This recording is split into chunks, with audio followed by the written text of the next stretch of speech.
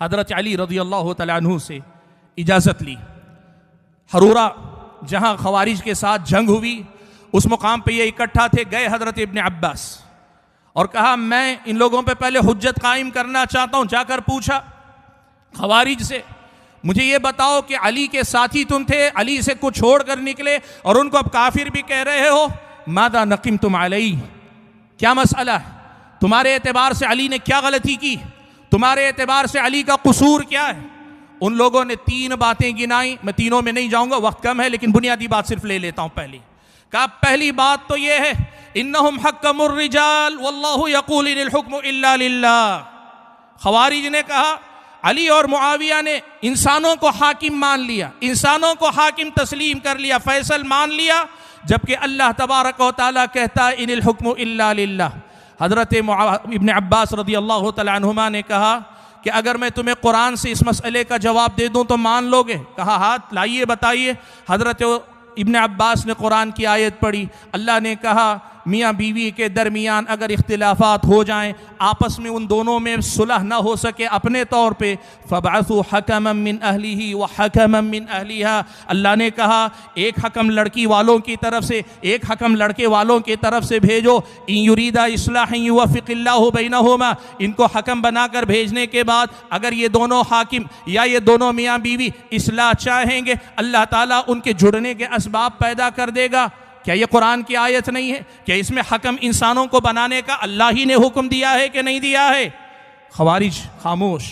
حضرت ابن عباس رضی اللہ تعالیٰ عنہما نے دوسری آیت پڑھی, استدلال کیا, کہا اگر کوئی محرم حالت احرام میں شکار کر لے یا حدود حرم میں شکار کر لے تو اس کے لیے ایک حکم یہ بھی ہے کہ وہ فدیے میں اس کے برابر کا جانور فدیے میں دے گا.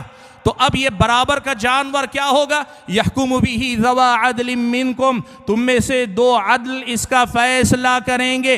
اللہ تعالیٰ نے خود یہاں انسانوں کو حکم بنایا کہ نہیں بنایا؟ سبحان اللہ. حضرت ابن عباس رضی اللہ تعالیٰ عنہما نے جو استدلال کیا وہ یہ تھا, اللہ کے بندے جہاں اللہ نے حکم بنانے کی اجازت دی ہے وہاں حکم بنانا یہ حاکمیت میں خلل نہیں, اللہ کی حاکمیت میں خلل نہیں. ان الحکم الا للہ کا مطلب یہ نہیں کہ تم ہر مسئلے کو توحید اور کفر کا مسئلہ بنا دو. اللہ نے یہ جو ضابطہ یہ دائرہ رکھا ہے اس کو سمجھو. سبحان اللہ. ابن عباس رضی اللہ تعالیٰ عنہما نے جب یہ استدلال کیا, مورخین نے لکھا الگ الگ روایتیں, زیادہ مشہور روایت کے مطابق اس وقت جو موجود مجلس میں خوارج تھے 6000 تھے. اسی مجلس میں بقیہ 2 جوابوں کے بعد بھی 2000 خوارج نے اپنی فکر سے توبہ کیا, سمجھ لیا کہ ہم سے غلطی ہوئی. الحمدللہ رب العالمین والصلاة والسلام على أشرف الأنبياء والمرسلين وعلى آله وأصحابه أجمعين ومن تبعهم بإحسان إلى يوم الدين. يا أيها الذين آمنوا اتقوا الله حق تقاته ولا تموتن إلا وأنتم مسلمون.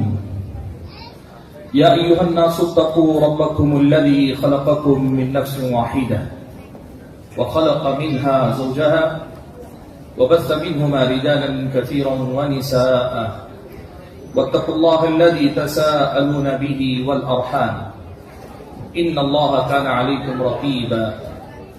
يا أيها الذين آمنوا اتقوا الله وقولوا قولا سديدا يصلح لكم أعمالكم ويغفر لكم ذنوبكم ومن يطع الله ورسوله فقد فاز فوزا عظيما. أما بعد فأعوذ بالله من الشيطان الرجيم. بسم الله الرحمن الرحيم. إن الحكم إلا لله أمر أن لا تعبدوا إلا إياه ذلك الدين القيم ولكن أكثر الناس لا يعلمون.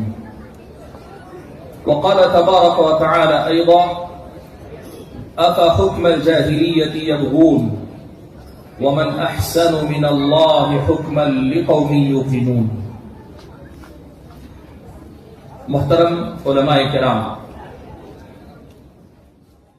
بزرگوں, نوجوان بھائیوں اور پردہ نشین خواتین اسلام, آج کا یہ جو نصف روزہ سیمینار منعقد ہوا ہے اس سیمینار میں مختصر سے وقت میں مجھے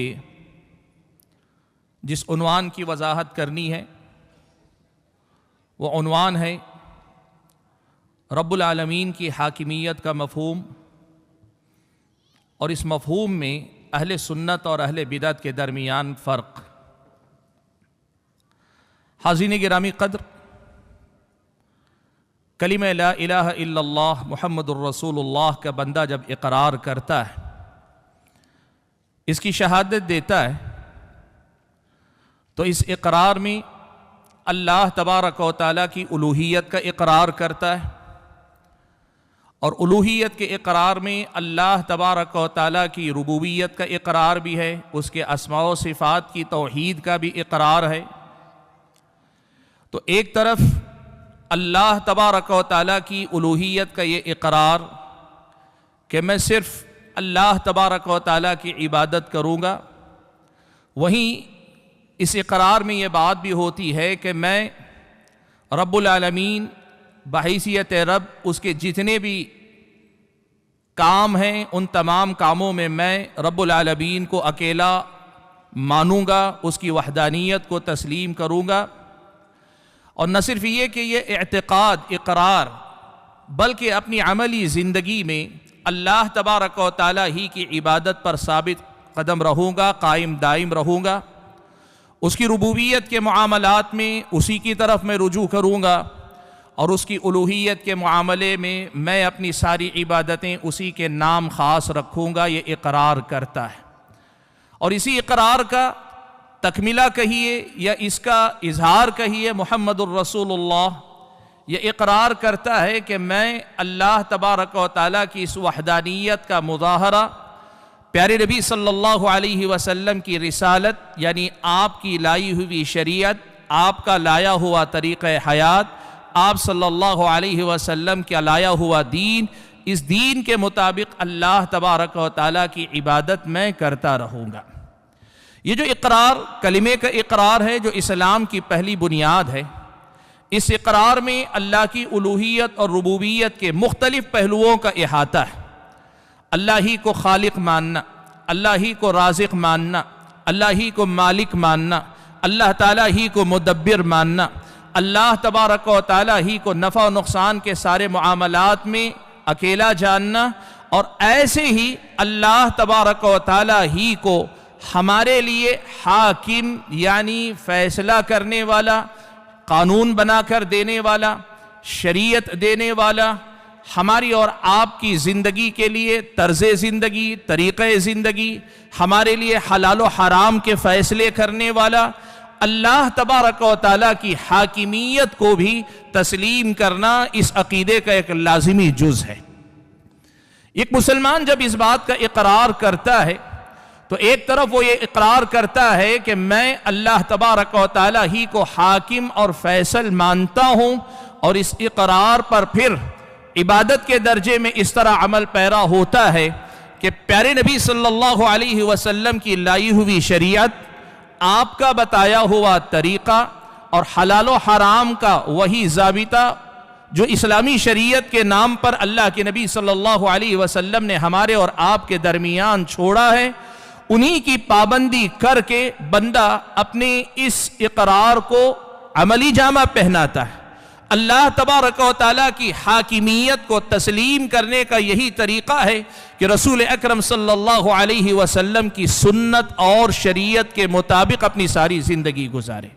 اور جب ایک مسلمان اس کا اقرار کرتا ہے کہ اشہد ان لا الہ الا اللہ و اشہد ان محمد الرسول اللہ، تو ربوبیت اور الوہیت کے مختلف پہلوؤں کا جس طرح اقرار کر رہا ہے، بالکل اسی طرح اللہ تبارک و تعالیٰ کی حاکمیت کا اقرار بھی اور اس کے تقاضے کو پورا کرنے کا بھی وہ خود بخود اپنے آپ کو پابند کر لیتا ہے۔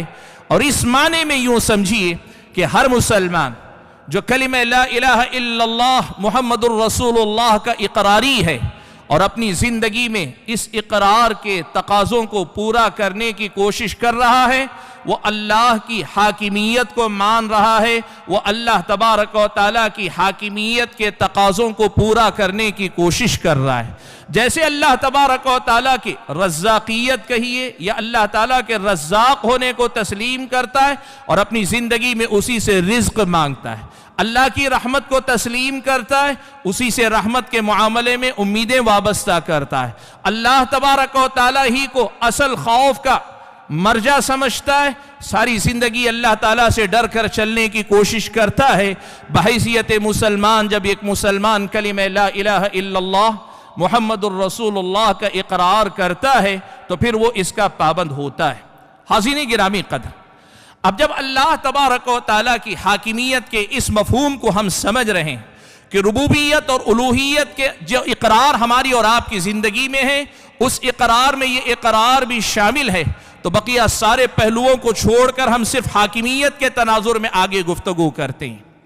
اس حاکمیت کا تقاضا کیا ہے؟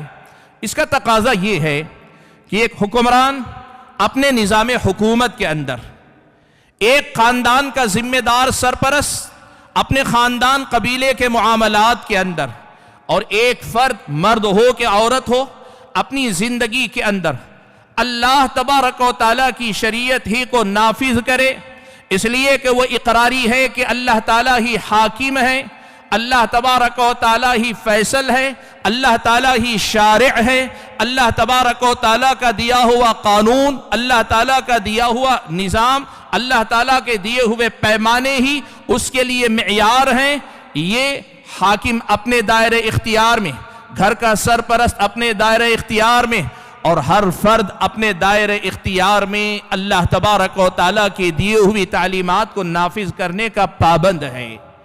اسلامی شریعت نے اپنی ان تعلیمات کی روشنی میں ایک پہلو اور بھی واضح کیا، اور وہ پہلو یہ ہے کہ زندگی کے کچھ معاملات ایسے ہیں جن کو اللہ نے مباحات کے درجے میں رکھا ہے، ان کو اللہ تبارک و تعالیٰ نے اپنی طرف سے طے شدہ ضابطے کے تحت پابند نہیں رکھا، اللہ تعالیٰ نے اس میں چھوٹ دی ہے، اس میں عمومی ضابطے ہیں کہ انسانوں کی بھلائی سوچے، انسانوں پہ ظلم ہونے نہ دے، لوگوں کے اندر امن و امان قائم ہو، انصاف قائم ہو۔ یہاں لوگوں کو اللہ نے اختیار دیا ہے کہ وہ اپنی سہولت سے، اپنی مرضی سے چاہیں تو قوانین بنا سکتے ہیں اور ان قوانین کی پابندی کر سکتے ہیں، موقع محل کے اعتبار سے رد و بدل بھی کر سکتے ہیں، آج کا بنایا قانون کل بدل سکتے ہیں اور کل کے بنائے ہوئے قانون کو آج پھر سے دوہرا سکتے ہیں کہ نہیں ہمیں پرانے قانون کی ضرورت ہے۔ یہاں یہ دو دائرے ہیں، ان کو سب سے پہلے آپ سمجھ لیں۔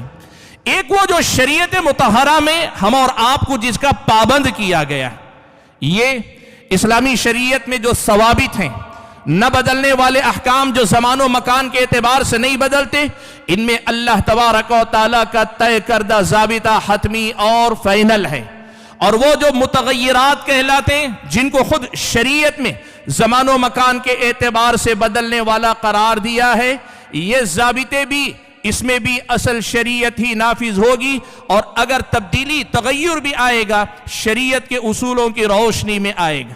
اور تیسرا یوں سمجھیے دائرہ وہ آتا ہے جو دنیا کے عام معاملات ہیں جن میں اسلامی شریعت نے ٹریفک کا نظام ہو، پولیس کا سسٹم ہو، یا یہ کہ ملک کے اندر امن و امان قائم کرنے کے مختلف ذرائع ہوں، ان سب کے اندر اللہ تبارک و تعالیٰ نے شریعت مطہرہ کے اندر کوئی متعین اس معنی میں کہ جس میں ذرا برابر رد و بدل نہ ہو ایسے قوانین کا پابند نہیں رکھا ہے۔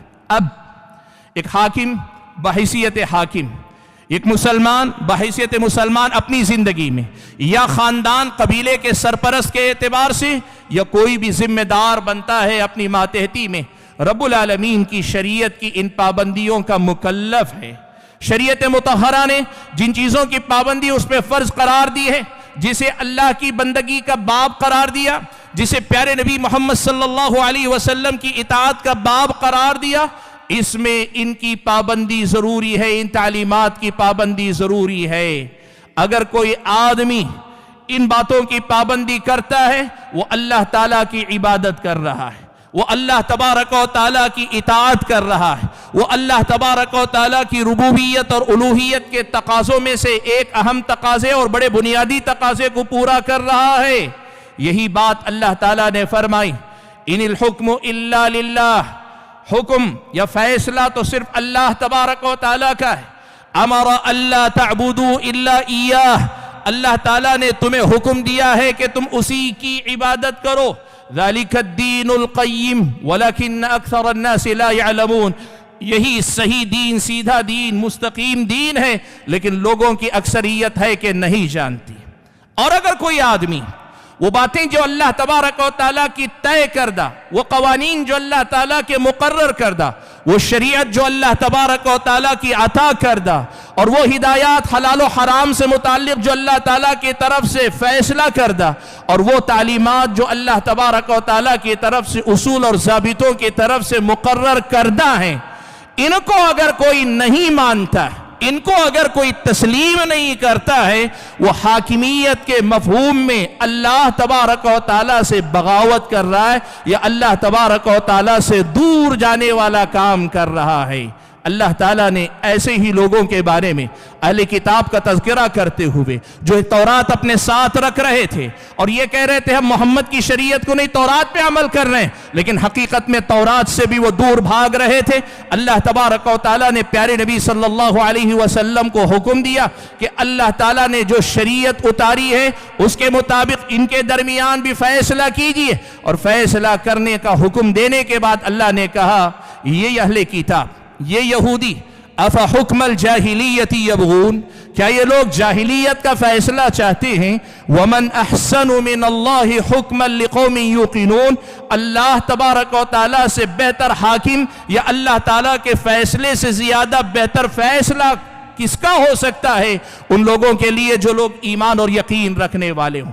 حاضرین گرامی قدر، یہاں یہ مسئلہ صاف رکھیے، اللہ کی شریعت، اللہ کا قانون، حلال و حرام اور حلال و حرام کے پیمانے، اور اللہ تبارک و تعالیٰ کی طرف سے طے کردہ طریقہ حیات، اللہ تبارک و تعالیٰ کی طرف سے دیے گئے اصول اور ضوابط، ان میں اللہ تبارک و تعالیٰ کے احکام کی پابندی کرنے والا اقرار بھی کرے، ایمان لائے کہ ہاں میں اللہ پہ مجملاً بھی ایمان رکھتا ہوں کہ اللہ ہی حاکم اور فیصل ہے، اور عملاً تفصیلاً یہ مانتا ہوں کہ اللہ تعالیٰ نے جو جو حکم دیا ہے میں اس کو بھی تفصیلاً مانتا ہوں، اقرار کے درجے میں.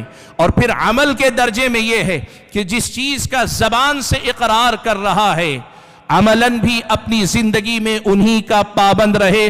حلال و حرام کے معاملے میں اللہ تبارک و تعالیٰ کی شریعت ہی کی روشنی میں اپنے فیصلے کرنا، اللہ تعالیٰ کی طے کردہ شریعت ہی کی روشنی میں اپنی زندگی کے سارے معاملات کو چلانا.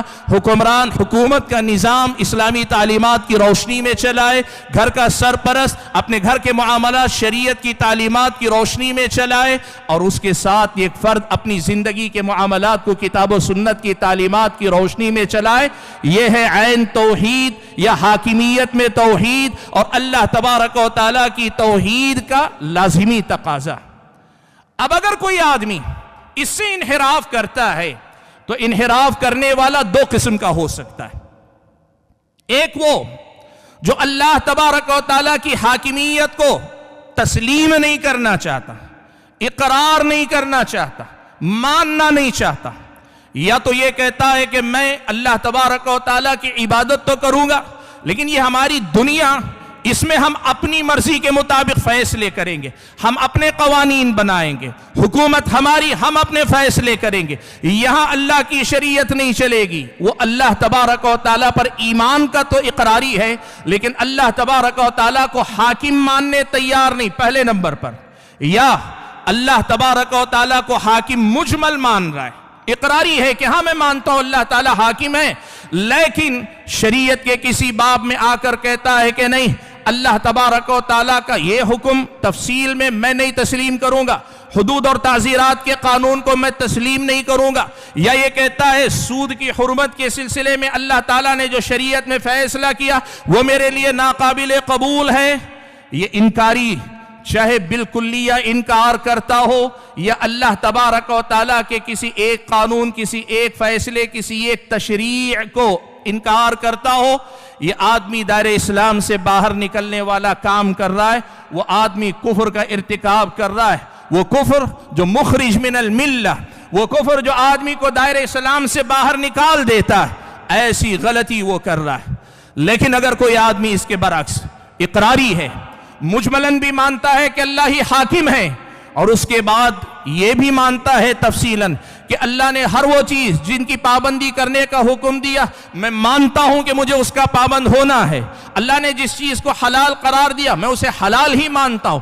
اللہ نے جسے حرام قرار دیا میں اسے حرام ہی مانتا ہوں. اللہ تبارک و تعالیٰ کے دین اور شریعت ہی کو میں مانتا ہوں. لیکن اقرار کے بعد عمل کے میدان میں آدمی یا تو بے عملی کا شکار ہوتا ہے, سستی کا شکار ہوتا ہے, کاہلی کا شکار ہوتا ہے, لاپرواہی کا شکار ہوتا ہے. تو ایسا آدمی اپنے ایمان کا نقصان کر رہا ہے, لیکن دائرہ اسلام سے یہ آدمی باہر نہیں ہوتا. اہل سنت کی نظر میں یہ آدمی مرتکب کبیرہ ہے, یہ گناہ کبیرہ کا ارتکاب کر رہا ہے. اور ایسا آدمی جو گناہ کبیرہ کا ارتکاب کرتا ہے خوارج کے نزدیک دائرہ اسلام سے باہر ہو جاتا ہے اور بلکہ کافر ہو جاتا ہے. معتزلہ کے نزدیک دائرہ اسلام سے نکل جاتا ہے. وہ کفر میں تو داخل نہیں ہوتا لیکن فی منزلۃ بین منزلتین, اسلام اور کفر کے درمیان ایک درمیانی مقام پہ رہ جاتا ہے. لیکن اہل سنت کے نزدیک جو آدمی اللہ تعالیٰ کی حاکمیت کا اقراری ہو لیکن عملاً کوتاہی کا شکار ہو, وہ آدمی دائرہ اسلام سے باہر نہیں نکلتا. ایسا آدمی گنہگار ہے, ایسا آدمی گناہ کبیرہ کا مرتکب ہے, ایسا آدمی اللہ تعالیٰ کا نافرمان ہے. یہ اس قبیل میں آتا ہے جسے اہل علم عصاة الموحدین کہتے ہیں. یہ اہل توحید ہیں, اہل ایمان ہیں, لیکن انہوں نے اپنی معصیت کے ذریعے اپنے ایمان کو گھٹا لیا ہے, اپنے ایمان کو کم کر لیا ہے. یہ ہیں دوسری قسم کے لوگ جو حاکمیت کے معاملے میں خلل کا شکار ہوتے ہیں. حاضرین گرامی قدر, اس بنیادی مسئلے کو اگر آپ اور ہم سمجھ رہے ہیں تو چلیے ہم موضوع کے اگلے حصے کی طرف بڑھتے ہیں جو بڑا اہم ہے. علامہ ابن قیم رحمۃ اللہ علیہ نے لکھا ہے کہ اللہ تبارک و تعالیٰ نے شریعت مطہرہ میں جو بھی حکم نازل فرمایا, اس حکم کے سلسلے میں شیطان نے بنی آدم کے ساتھ دو قسم کے کھلواڑ کیے. شیطان یا تو اس حکم میں تفرید کی طرف لے کر جاتا ہے یا اس حکم میں افراط کی طرف لے کر جاتا ہے. بنی آدم کو, مومن کو, مسلمان کو, اللہ کے بندے کو شیطان یہ کوشش کرتا ہے جو حکم الہی, جو اللہ تبارک و تعالیٰ کی ہدایت ہے, اس پر باقی نہ رہنے کے لیے دور میں سے ایک راستہ اختیار کرتا ہے. یا تو کوتاہی کی طرف لے جاتا ہے, تفرید کی طرف لے جاتا ہے, کمی کی طرف لے جاتا ہے, یا پھر افراط کی طرف لے کر جاتا ہے, اس میں غلو کی طرف لے کر چلا جاتا ہے. اب بندہ شیطان کے ورغلانے پہ کمی کی طرف آ جائے, تفرید کی طرف آ جائے, نفسانی خواہشات کی پیروی میں تفرید کی طرف آ جائے, تب بھی صراط مستقیم اور ہدایت سے ہٹ رہا ہے.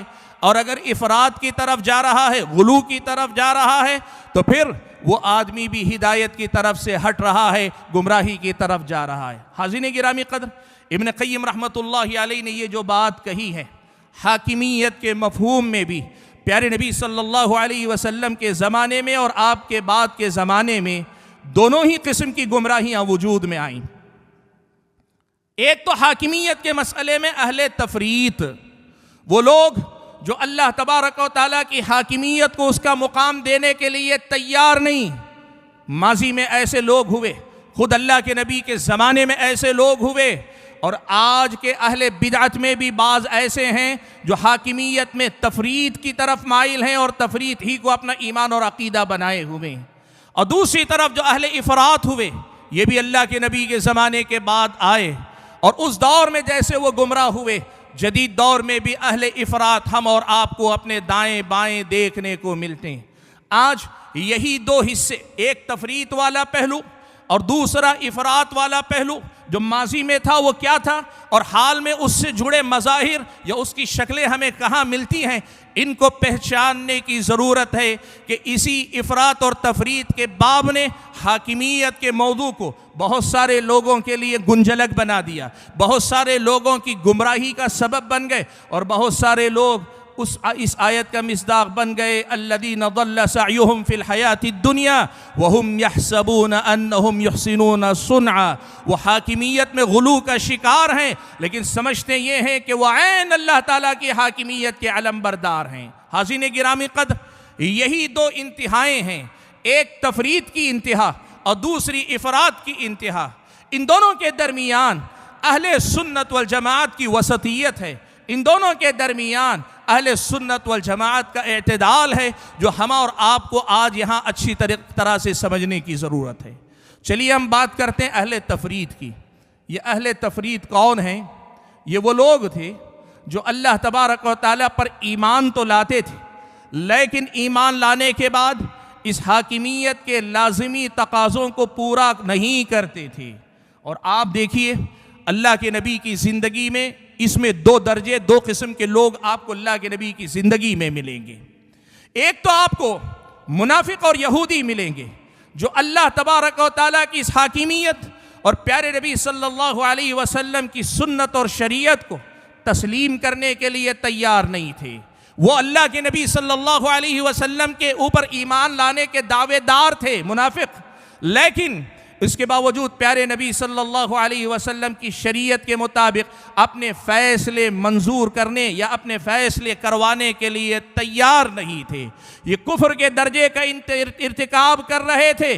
اللہ تبارک و تعالیٰ نے ان لوگوں کے بارے میں آیت نازل فرمائی۔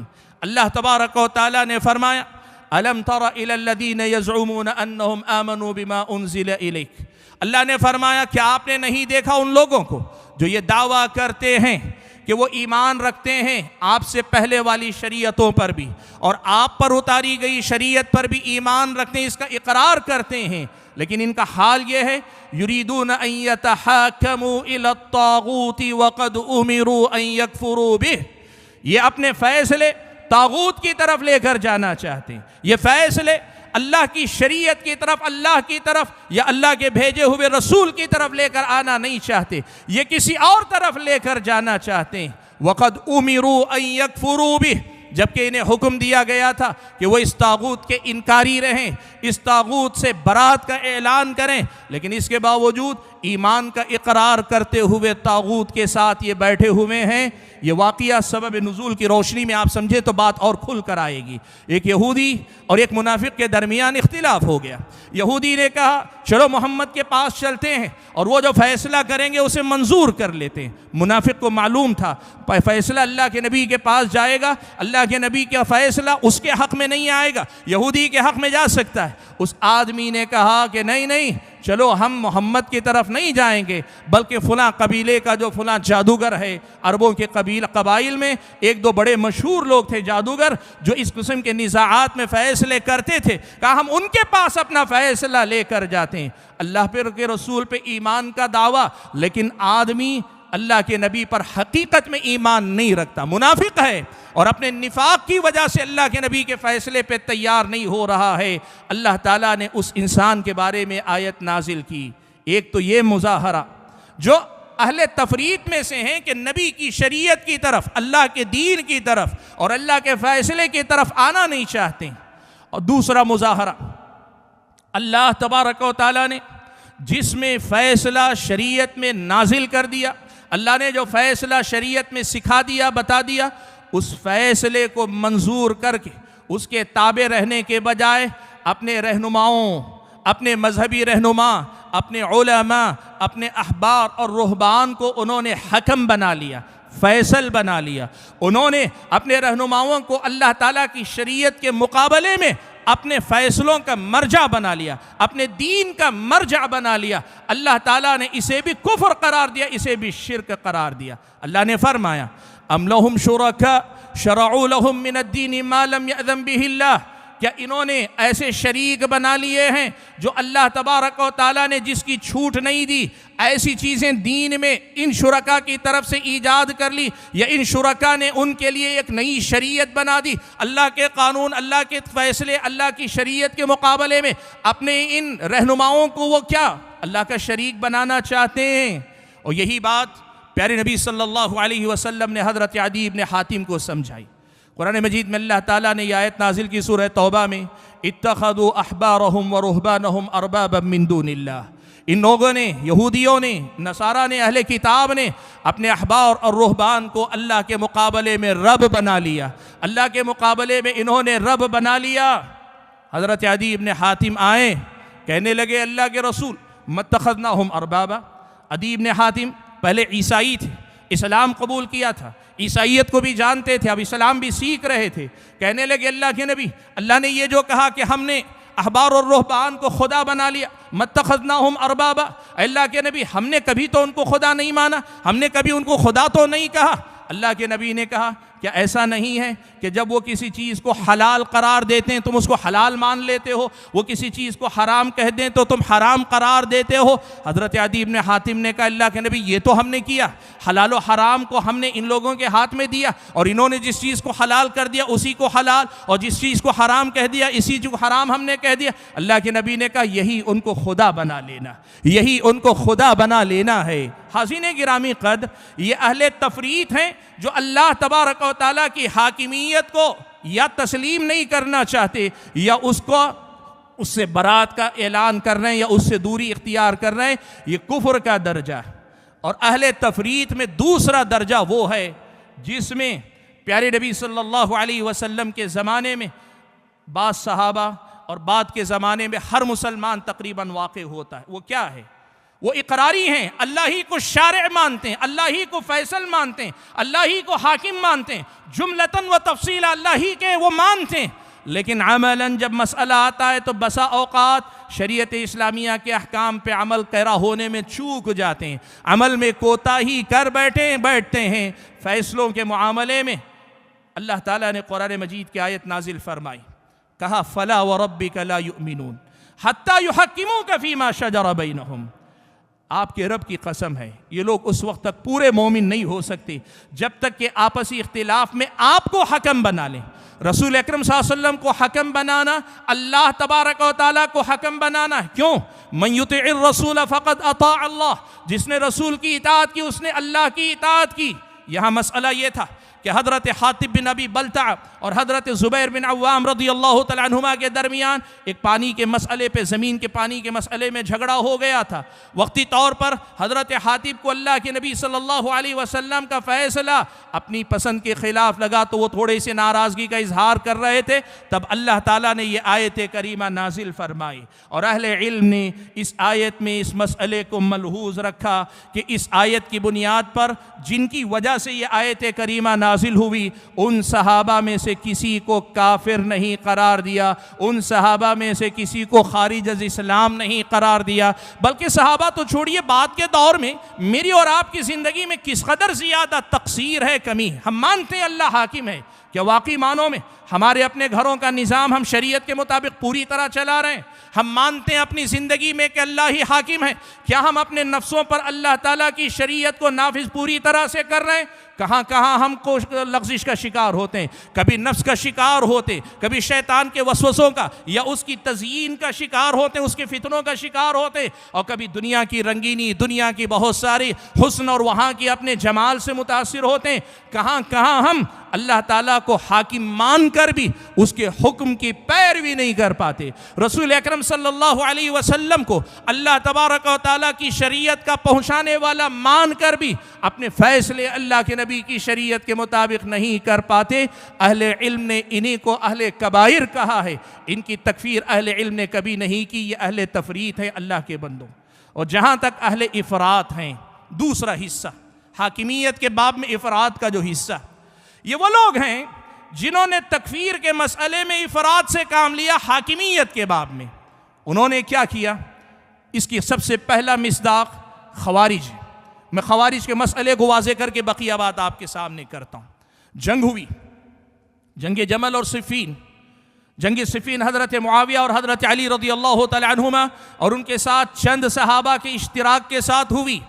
جنگ کا خاتمہ اس پر ہوا کہ ہم مزید جنگ نہ کر کے آپس میں ایک ایک حکم بھیج دیں گے، ہماری طرف سے ایک حکم، تمہاری طرف سے ایک حکم، حضرت علی کی طرف سے حضرت ابو موسیٰ اشعری حکم، اور حضرت معاویہ کی طرف سے حضرت عمرو بن العاص رضی اللہ تعالیٰ عنہ حکم۔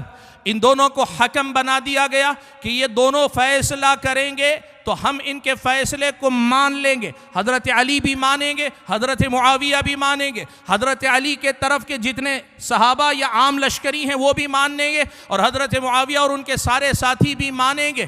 اس پر جنگ کا خاتمہ ہوا۔ یہ جب مسئلہ ہوا نا، اس میں ہوا یہ کہ لوگوں کو، دو انسانوں کو حکم بنایا گیا، فیصل بنایا گیا۔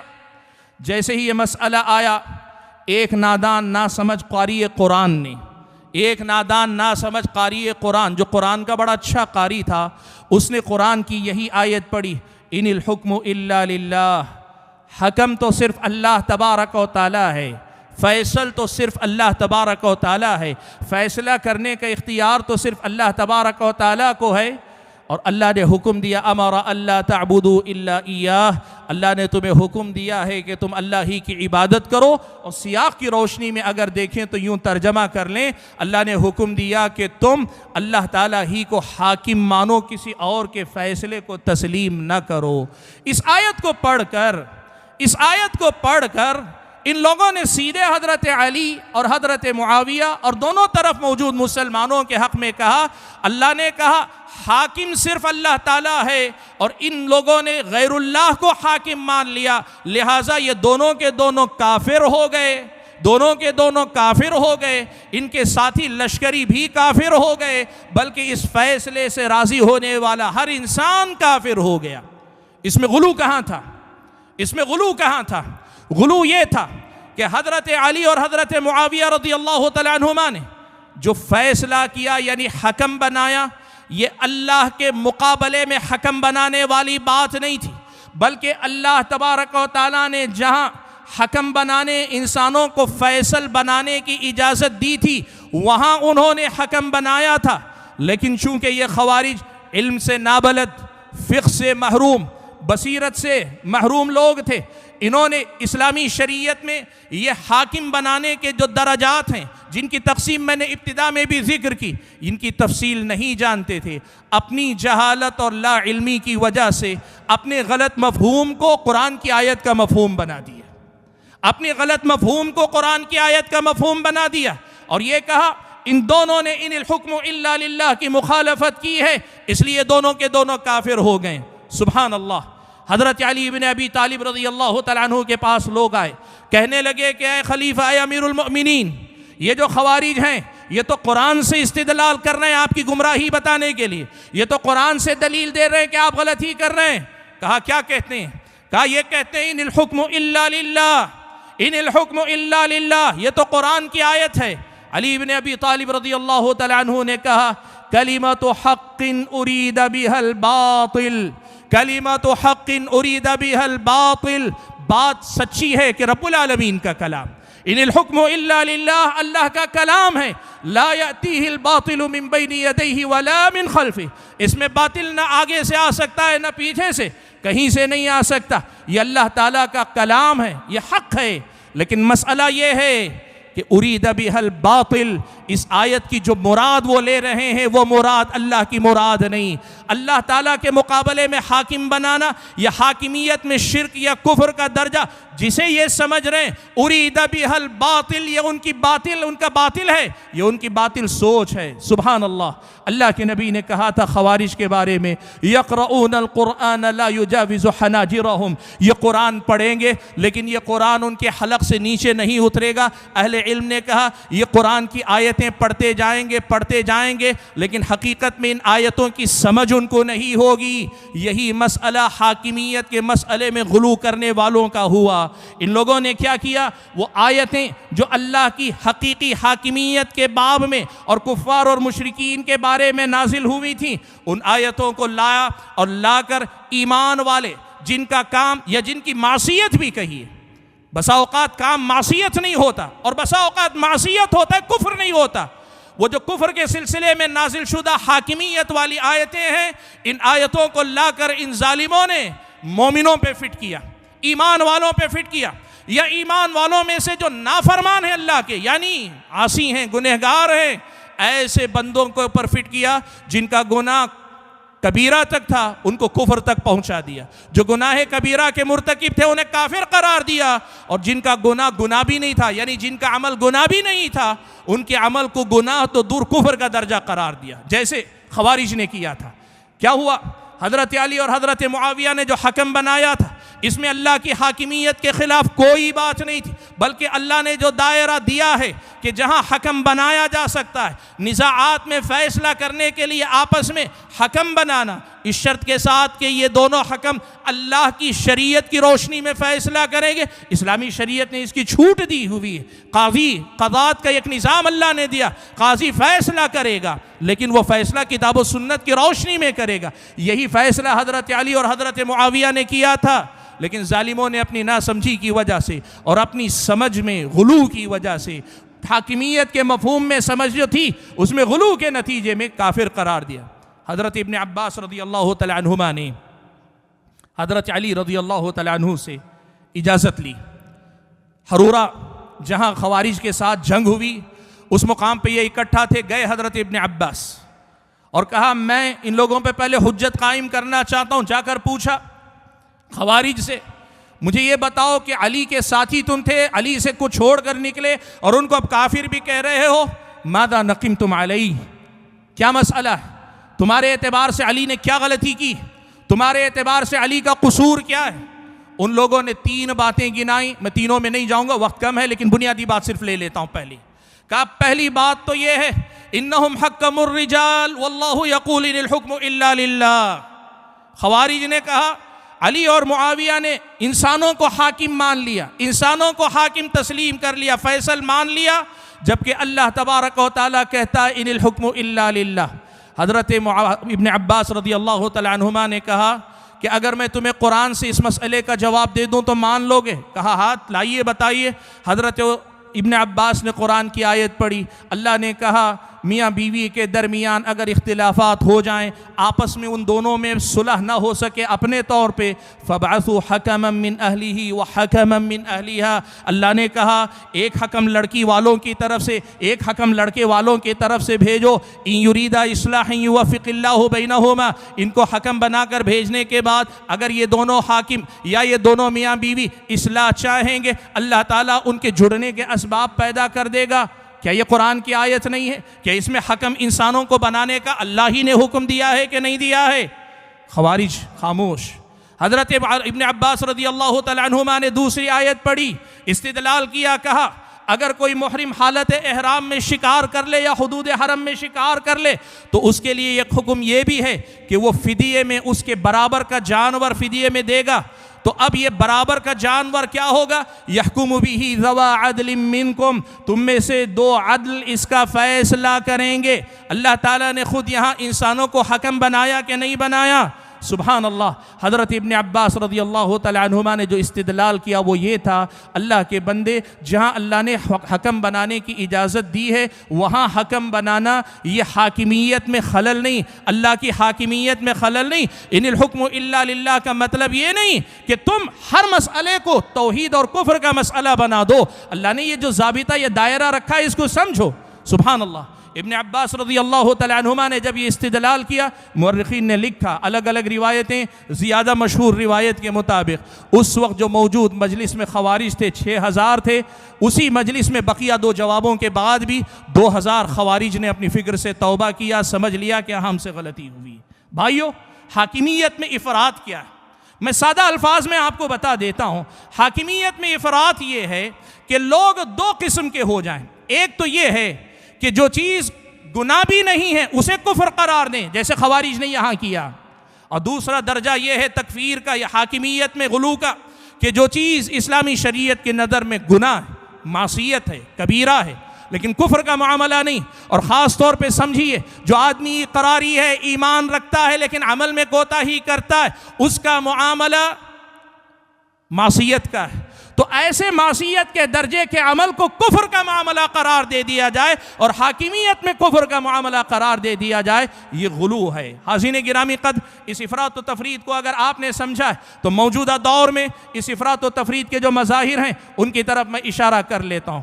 ایک تو وہ تفرید کے لیے ایسے حکمران جو مسلمان ہیں، مسلم حکومتوں کے حکمران ہیں، لیکن وہ اللہ تبارک و تعالیٰ کی شریعت کے نفاذ سے انکاری ہیں، کہتے ہیں ہم شریعت اسلامیہ کو نافذ نہیں کرنا چاہتے اس لیے کہ ہم اسے صحیح نہیں مانتے.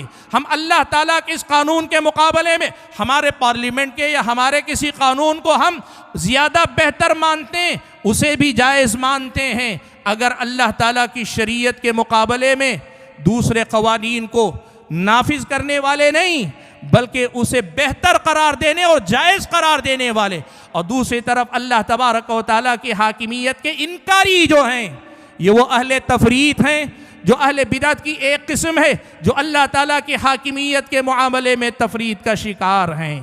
اور دوسری طرف افراط کی اگر ہم مثالیں دیکھنا چاہیں تو افراط کی طرف جو لوگ آپ کو ملیں گے یہ وہ لوگ ہیں جو ایسے حکمران یا ایسے افراد یا ایسے سماج اور معاشرے جہاں کے لوگ اللہ تعالیٰ کی حاکمیت کے اقراری ہیں, مانتے ہیں, لیکن عملاً اسلامی شریعت کو نافذ نہیں کرتے.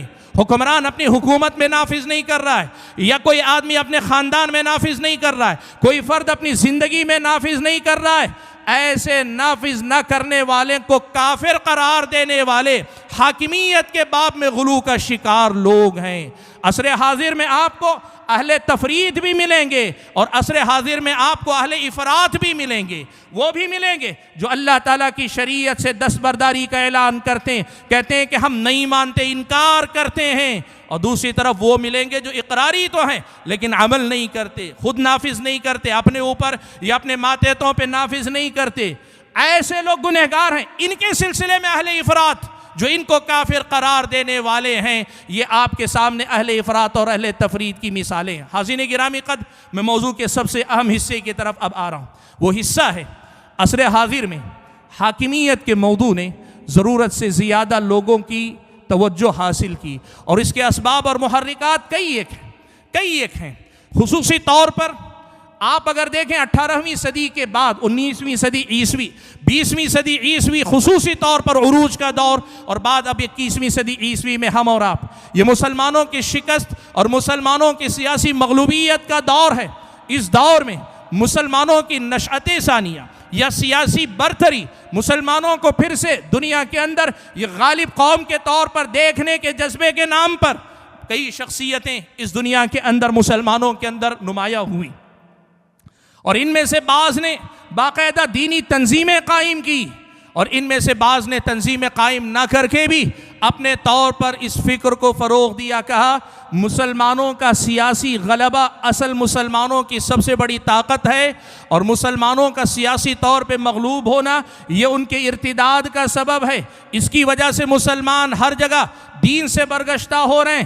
اس فکر کے نام پر سب سے پہلے حکومت, سیاست, قیادت اور اقتدار پہ قبضے کے مسئلے کو سب سے زیادہ اہمیت دی گئی, اس لیے کہ مسلمانوں کے سیاسی طور پہ مغلوب ہونے کے جو اثرات, منفی اثرات دیکھے جا رہے تھے ان کا وہ تدارک کرنا چاہ رہے تھے, لیکن اس کا حل جو انہوں نے دریافت کیا وہ یہ تھا مسلمانوں کو سیاسی غلبہ دلایا جائے. اب اس ایک فکر نے کئی مسائل کو جنم دیا. ان میں سے ایک مسئلہ کہ مسلمان واپس لوٹیں گے تو خلافت پر لوٹ کر ہی طاقتور بنیں گے, اور ان کے بقول ملوکیت جو حضرت معاویہ کے زمانے سے شروع ہوئی یہ مسلمانوں کی بربادی یا سیاسی پسماندگی کی سب سے بڑی وجہ, یہ ان کا دعویٰ. وقت اجازت نہیں دیتا ورنہ اس پہلے پہ بات کرتے کہ یہ تقسیم تاریخ خود اس کو جھٹلاتی ہے, پہلی بات. دوسری بات انہوں نے یہ کیا, کہا مسلمان اگر اسلام کی طرف لوٹ کر آنا ہے مسلمانوں کو, ہم افراد پہ محنت کرتے رہیں گے, افراد اسلام کی طرف لوٹ کر آئیں گے نہیں آئیں گے, ان کے آنے سے بھی کچھ فرق نہیں پڑے گا جب تک اقتدار اور اختیار اسلام کی طرف لوٹ کرنا ہے. حکمران جب تک اسلام کی طرف لوٹ کر نہ آئیں تب تک سیاسی قوت, سیاسی غلبہ جب تک حاصل نہیں ہوگا, افراد کے دین پر آنے سے کچھ نہیں ہوگا. اور اسی فکر کے چلتے ان تنظیموں نے, ان شخصیتوں نے حاکمیت کے موضوع پہ لکھنا بولنا شروع کیا, اور اس کے نتیجے میں یہ فکر وجود میں آئی جسے آج کے دور میں حاکمیت کے مسئلے میں غلو کی ترجمان فکر کہا جائے, جس کو آج کے دور میں حاکمیت کے مسئلے میں انتہا پسندی کا رجحان کہا جائے. یاد رکھیے گا کسی بھی دور میں مسلمانوں کو اللہ تبارک و تعالیٰ سیاسی طور پر غلبہ عطا کرے, اسے کسی مسلمان کو کوئی تکلیف نہیں, نہ ناراضگی. ہر مسلمان چاہے گا کہ ساری دنیا کے اندر اللہ تعالیٰ مسلمان غیر مسلم ساروں کو اللہ کی شریعت سے بہراور ہونے کا موقع دے، لیکن اس کو مقصد بنانے اور اس مقصد کی تحصیل کی راہ میں مختلف نظریات قائم کرنے کا جو سفر طے ہوا نا، یہ اسی حاکمیت کے مسئلے میں غلو سے شروع ہوا۔ کیسے ہوا؟ 2-3 باتیں میں ذکر کر لوں، یہ بڑی اہم باتیں اس موضوع کی ہوں گی۔ پہلی بات تو یہ کہ ان تنظیموں نے، ان لوگوں نے کیا کیا؟ حاکمیت کے مسئلے کو حکمرانوں کا مسئلہ بنا دیا، جبکہ یہ سارے مسلمانوں کا مسئلہ۔ ایک مسلمان اگر کسی ایک مسئلے میں بھی اللہ کے فیصلے کا انکاری ہو تو وہ بھی کفر کا ارتکاب کر رہا ہے، اور کوئی اپنے گھر کا نظام اسلامی شریعت کے مطابق چلانے کے لیے تیار نہیں، انکاری ہے، وہ بھی کفر کا ارتکاب کر رہا ہے۔ لیکن ان جماعتوں نے، ان علماء نے کیا کیا؟ مسئلے کو حکمرانوں تک محدود کر لیا، بقیہ سارے لوگوں کو ایک طرح سے نظر انداز کر دیا، حکمرانوں تک مسئلے کو محدود کر لیا۔ ایک غلو یہ ہوا۔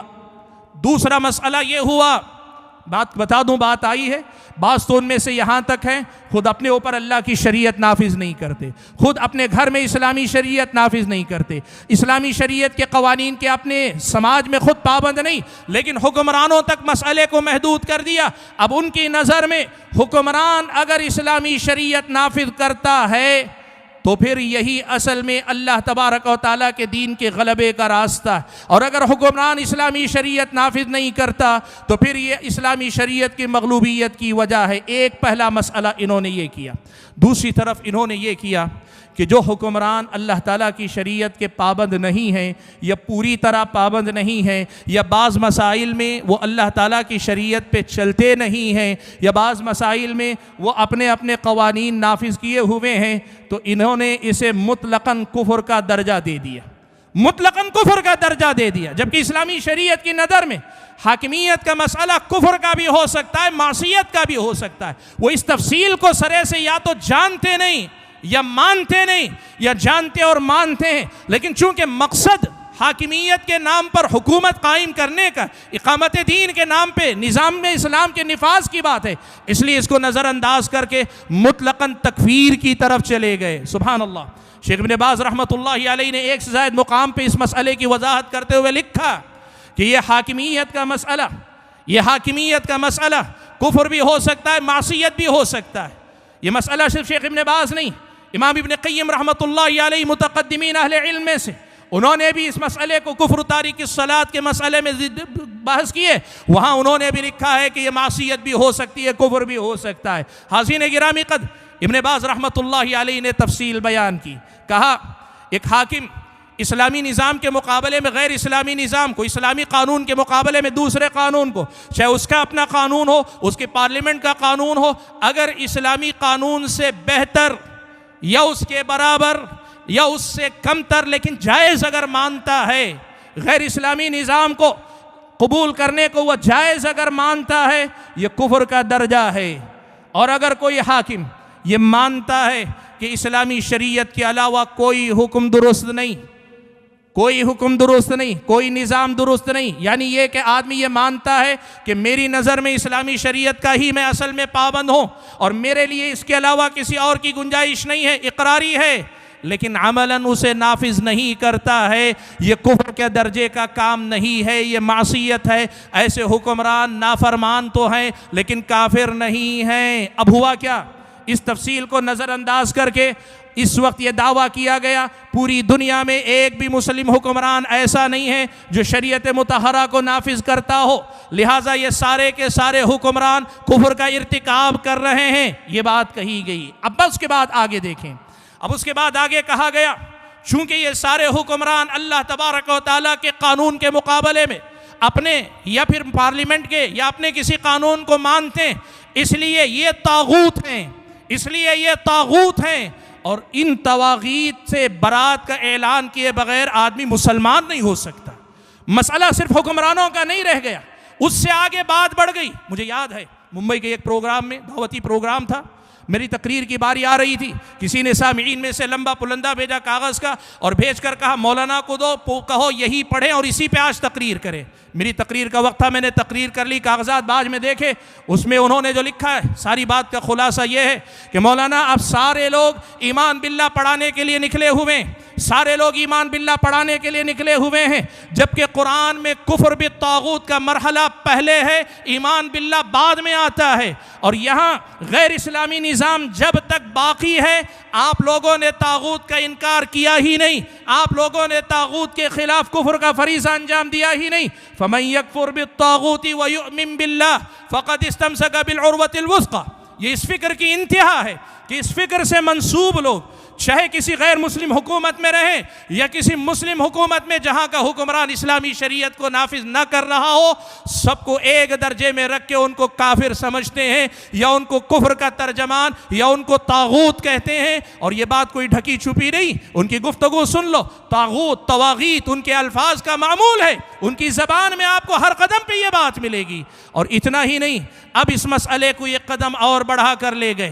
آپ کو معلوم ہے ڈاکٹر اسرار احمد کا ایک ویڈیو سنیے گا، وہ ایک ویڈیو ان کی اپنی اس گمراہ فکر کو سمجھنے کے لیے کافی ہوگا۔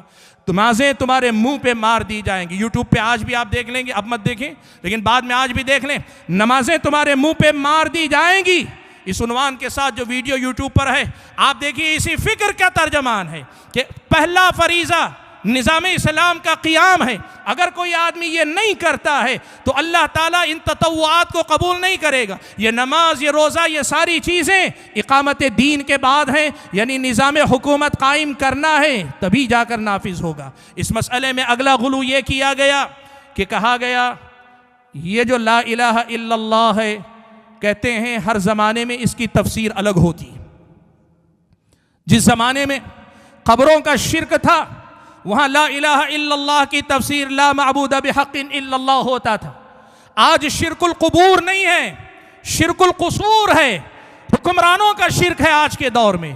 اور جب شرک القصور ہے تو پھر لا الہ الا اللہ کی تفسیر ہوگی لا حاکم الا اللہ، اللہ کے علاوہ کوئی حاکم نہیں۔ کلمہ لا الہ الا اللہ کا معنی تک بدل کر رکھ دیا، کلمہ لا الہ الا اللہ کا معنی تک بدل کر رکھ دیا۔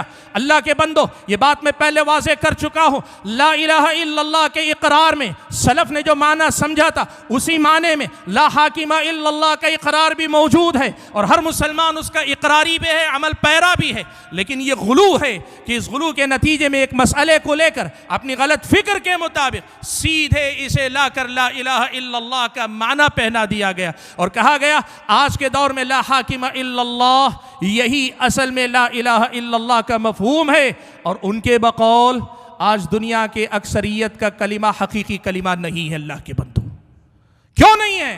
کہا یہ لوگ لا الہ الا اللہ پڑھتے تو ہیں لیکن حکمرانوں کے سامنے سرنگوں ہیں، ان کے سامنے جھکے ہوئے، وہ طاغوت ہیں، یہ طاغوت کے اقراری ہیں، یہ طاغوت کے انکاری بنیں گے تو پھر ایمان ان کے اندر آئے گا۔ حاضرین گرامی قدر، اور اسی کے نتیجے میں یہ قدم آگے بڑھے۔ مسئلہ یہ ہوا، اب مان لیا کہ سارے یہ حکمران طاغوت ہیں، سارے حکم بغیر ما انزل اللہ، یہ حاکمیت کے مسئلے میں کفر میں داخل ہو چکے ہیں، تو کہا ان کے خلاف بغاوت کر کے اسلامی نظام کے قیام کے لیے، اس کے نفاذ کے لیے کوشش کرنا، یہی جہاد ہے اور یہی کلمہ ہے، اسی کے لیے جد و جہد کرنا اصل ایمان ہے۔ اور آج کے دور میں جو لوگ یہ کر رہے ہیں یہی لوگ مومن ہیں، یہی لوگ مجاہد ہیں، یہی لوگ اسلام کے خادم ہیں۔ اور جو لوگ اس سے تعلق نہیں رکھتے، وقت کے علامہ ہو، فقیہ ہو، محدث ہو، ان کی ساری فقاہت، ساری مہارت، ساری ان کی خصوصیات کوئی معنی نہیں رکھتی۔ اس لیے اس فکر کی انتہا یہ ہے کہ جس نے اس فکر کو تسلیم کیا وہ اسی کو ہدایت پر مانتے ہیں، اور اس کے بعد ہی آدمی کی دیگر صلاحیتوں کو دیکھتے ہیں۔ فکر سے اتفاق نہیں ہے، پھر چاہے وہ وقت کا بڑا علامہ کیوں نہ ہو، اس کا کوئی وزن نہیں۔ فکر سے اتفاق ہو، وہ معمولی درجے کا کوئی عالم دین بھی ہو، اسے علامۃ الدہر بنانا، وقت کا بڑا عالم بنانا، یہ حاکمیت کے مسئلے میں غلو کے نتائج ہیں۔ بھائیو، اسی کا ایک آخری مسئلہ ذکر کر کے بات کو میں سمیٹ لوں، ختم کر لوں، اور وہ آخری مسئلہ یہ ہے، چونکہ انہوں نے یہ بات تسلیم کی اپنے حساب سے کہ اصل مسئلہ اللہ تعالیٰ کی حاکمیت کا یہ ہے کہ نظام اسلام کا نفاذ ہو، تو انہوں نے یہ مان لیا کہ بادشاہ یا ملک جو ہوتے ہیں، ملوکیت جہاں ہوتی ہے، وہ اس راہ میں سب سے بڑی رکاوٹ ہے۔ اسی لیے ان کی نظر میں ملوکیت سراسر غیر اسلامی ہے، اور جتنے حکمران، وہ عرب حکمران ہوں یا عجم کے حکمران ہوں، نظریاتی طور پر دونوں کے دونوں ان کے مطابق یہ لوگ نفاذ اسلام کی راہ میں رکاوٹ ہیں، ان کو ہٹانا ہی دین و ایمان ہے۔ یہ حاکمیت کے غلو کا ایک اور مظہر ہے۔ حاضرین گرامی قدر، اس حاکمیت کے مسئلے کا ایک نقصان کیا ہوا پتہ ہے؟ ایک بہت بڑا نقصان یہ ہوا، سلفی طریقہ تربیت، طریقہ دعوت اور سلیقہ لوگوں کے اندر ترویج دین جو ہوتا ہے وہ کیا ہے؟ وہ افراد سے شروع ہوتا ہے، مجھ سے میرے گھر سے میرے سماج، اور میرے سماج کے ساتھ حکومت تک بھی بات جاتی اور حکومت کو بھی بدلنا ہے۔ لیکن آپ یہ دیکھیں گے کہ انہوں نے اسلام کی یہ جو سلفی ترتیب تھی اس کو الٹ دیا، یا تو وہ مانتے نہیں یا کم سے کم نظریاتی طور پہ مانتے ہیں، عملاً وہ اس سطح پہ آ گئے، اصلاح کا طریقہ ان کا اوپر سے شروع ہوتا ہے، نیچے کی طرف سفر کرتا ہے۔ یہ الٹی ترتیب ہے۔ اسلامی شریعت کو آپ پڑھ کر دیکھیے، یہ ترتیب الٹی ہے، اس میں کوئی شک نہیں۔ حکمران کے ڈنڈے یا حکمران کی قوت کا بڑا اثر ہے نفاذ شریعت میں، لیکن اسلامی شریعت نے، اللہ کے نبی صلی اللہ علیہ وسلم کی سیرت نے ہمیں جو سکھایا وہ اسلامی تربیت کا وہ ہے جہاں ابتدا چھت سے نہیں ہوتی، ابتدا بنیاد کے پتھر سے ہوتی، توحید عقیدے سے بات شروع ہوتی، اخیر تک بات جاتی ہے۔ اس ترتیب کے الٹنے کا ایک نقصان اور ہوا، اس حاکمیت کے مفہوم میں غلو نے، یا پھر اس غلو کے مظہر نے یہ بھی کیا کہ آج یہ صورتحال ہے کہ ان کی نظر میں اللہ کی حاکمیت کے نام پہ اللہ کی ہٹ جاتا ہے، اور صرف حاکمیت یا حکومت یا اقتدار آتا ہے، پھر نتیجہ یہ ہوتا ہے اس حاکمیت کے قائم کے نام پر جو اللہ کی حاکمیت ہے، اللہ کے ساتھ شرک کرنے والوں کے ساتھ سمجھوتے کرتے ہیں، اللہ تعالیٰ کے ساتھ صبح و شام شرک کرنے والوں کے ساتھ شانہ بشانہ چلتے ہیں۔ یہ کون سی حاکمیت ہے جس کی ابتدا مشرکین سے سمجھوتے سے ہوتی ہے، اہل شرک سے سمجھوتے کے ساتھ ہوتی ہے؟ اللہ کی حاکمیت کیا ہوگی؟ کل جب آئے گا، سورج طلوع ہوگا، جو نافذ کرو گے وہ تو دیکھا جائے گا۔ اللہ کی حاکمیت پہلے دن قائم نہ رکھ سکی، اس کے نتیجے میں شریعت مطہرہ انکار سنت کے حاملین بھی ساتھ میں شامل ہیں، نبی کی سنت کے انکاری ساتھ میں چل رہے ہیں۔ کون سی اللہ تعالیٰ کی حاکمیت تمہارے پاس باقی؟ اللہ کے بندو، صحابہ کے شان میں گستاخی اور گستاخ صحابہ آپ کے پاس ہیں، اور آپ اس کے جو ہے یوں سمجھیے ترجمان بنے پھریں، اور پھر بھی کہیں ہم اللہ تعالیٰ کی حاکمیت، اللہ کی شریعت کون سی شریعت آئے گی؟ شرک سے سمجھوتا، سنت کے ساتھ سمجھوتا، صحابہ کے مقام اور عدالت سے سمجھوتا، سب سے سمجھوتا کر کے آخر میں پہنچو گے، اگر پہنچ گئے حاکمیت تک پہنچو گے، لیکن اللہ کی حاکمیت تک کبھی نہیں پہنچو گے۔ اللہ کے بندو، بھائیو، یہ کچھ باتیں تھیں جن کو آپ کے سامنے مجھے رکھنا تھا۔ حاکمیت کا وہ مفہوم جو سلف صالحین کے پاس ہے بڑا واضح ہے، اور اس سلسلے میں جو باتیں میں نے رکھی بنیادی کچھ باتیں ہیں، اور اس کے بعد موجودہ دور کے یہ جو افراط و تفریط کے مظاہر ہیں ان سے اپنے آپ کو بچا کر چلنے کی ہم اور آپ کوشش کریں۔ میں اپنی گفتگو کو ختم کرتے ہوئے اللہ تبارک و تعالیٰ سے دعا کرتا ہوں کہ اللہ تعالیٰ مجھے اور آپ سے بھی حضرات اور خواتین کو حاکمیت کی اس مفہوم کو سمجھ کر اپنی اصلاح کر کے، سماج کی اصلاح کر کے ہدایت کی طرف پلٹ کر آنے کی توفیق عنایت فرمائے۔ اللہ تعالی ہم اور آپ کو کہنے اور سننے سے زیادہ عمل کرنے کی توفیق عنایت فرمائے۔ آمین۔ وآخر دعوانا ان الحمد للہ رب العالمین۔